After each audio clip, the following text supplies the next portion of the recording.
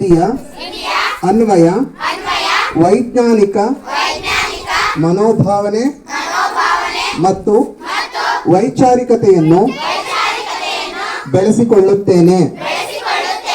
ನಾನು ಪ್ರಶ್ನೆ ಮಾಡದೆ ಯಾವುದೇ ಶ್ವೇತಾ ಮೇಡಮ್ ರವರು ಈ ಒಂದು ಕಾರ್ಯಕ್ರಮಕ್ಕೆ ಆಗಮಿಸಿದರೆ ಅವರಿಗೆ ತುಂಬುದೂರಿದ ಸ್ವಾಗತವನ್ನ ಕೋರ್ತಾ ಇದ್ದೀನಿ.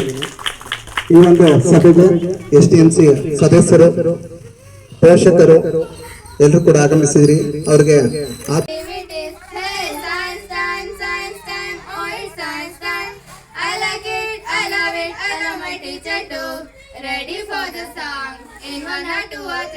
ಎಲ್ರಿಗೂ ಗೊತ್ತಿದೆ ಆಲ್ರೆಡಿ. ನಿಮ್ ಟೀಚರ್ ಟೀಚ್ ಮಾಡ್ತಿರ್ತಾರೆ, ಪ್ರಯೋಗಗಳು ಮಾಡಿಸ್ತಿರ್ತಾರೆ, ಹೌದಲ್ವಾ? ಇಷ್ಟೊಂದು ಕಂಡಿಡ್ದಿದ್ದಾರೆ, ಹೌದಲ್ವಾ? ಏನೇನ್ ಕಂಡಿಡ್ದಿದ್ದಾರೆ ಹೇಳ್ಬೋದಾ? ಟೆಲಿಸ್ಕೋಪ್ ಕಂಡಿಡ್ತಿದ್ದಾರೆ, ಟಿವಿ ಕಂಡಿಡ್ತಿದ್ದಾರೆ. ಶ್ರೇಷ್ಠ ವಿಜ್ಞಾನಿ. ಅವರು ಬೆಳಕಿನ ಪ್ರಸರಣದ ಬಗ್ಗೆ ಅಧ್ಯಯನ ಮಾಡಿದರು. ಅವರ ಸಿದ್ಧಾಂತವನ್ನು ರಾಮನ್ ಪರಿಣಾಮ ಎಂದು ಕರೆಯಲಾಗುತ್ತದೆ. ಅವರ ಸಿದ್ಧಾಂತಕ್ಕೆ ಪ್ರತಿಷ್ಠಿತ. ಈ ದಿನ ನಿಮಗೆಲ್ಲ ಗೊತ್ತಿರ್ಬೋದು, ಏನು ಇವತ್ತು ವಿಜ್ಞಾನ ದಿನ.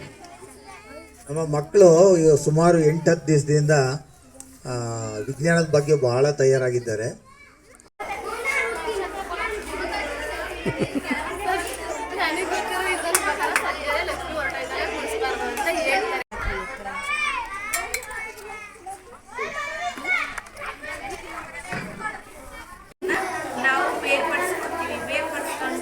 ಬೇಕಾದ ವಸ್ತುಗಳನ್ನು ತೆಗೆದುಕೊಳ್ತೀವಿ. ಹಾಗೆ ನಮಗೆ ಅನ್ನ ಮಾಡಬೇಕು ಅಂದರೆ ಅಕ್ಕಿ ಬೇಕು ಅಂದಾಗ ಎಲ್ಲ ಟಚ್ ಆದರೆ ಸೌಂಡ್ ಬರುತ್ತಾ? ಸರ್ಕಲ್ ಮಾಡಿಸ್ಕೊಂಡು ಸರಿ ಮಾಡೋಣ. ಪ್ರಚೋದನೆಗೆ ತಕ್ಕ ಪ್ರತಿಕ್ರಿಯೆ, ಆಹಾರ ಸೇವನೆ, ವಿಸರ್ಜನೆ, ಸಂತಾನೋತ್ಪತ್ತಿ, ಬೆಳವಣಿಗೆ.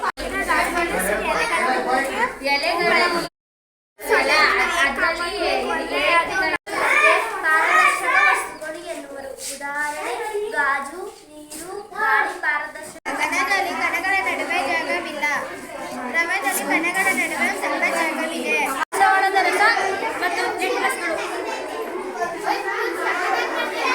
ಸ್ವಲ್ಪನೇ ಹಾಕೋ, ಬಂದಾಗ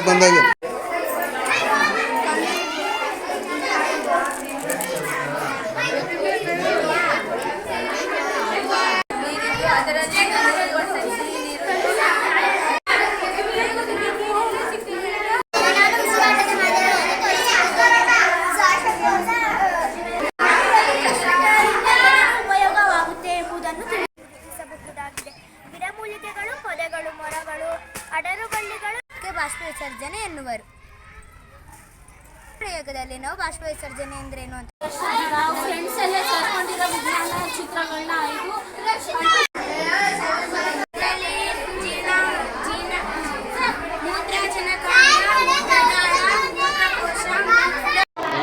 ಹಿಂದ ಸೂಪರ್.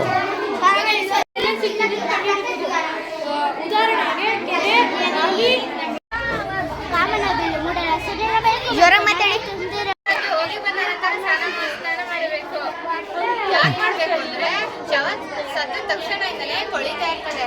ಅವಾಗ ಕೈ ಜೊತೆಗಳ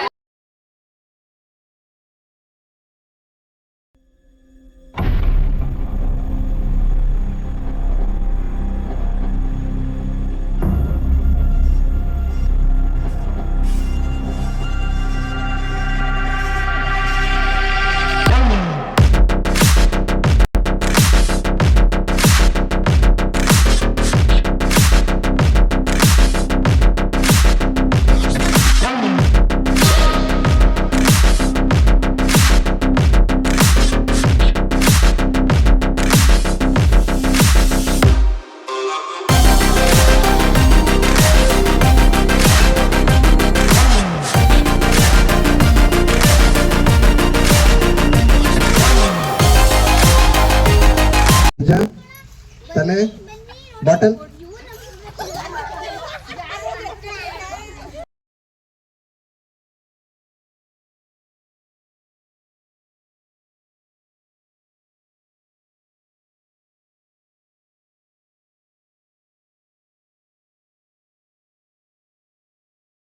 Yeah.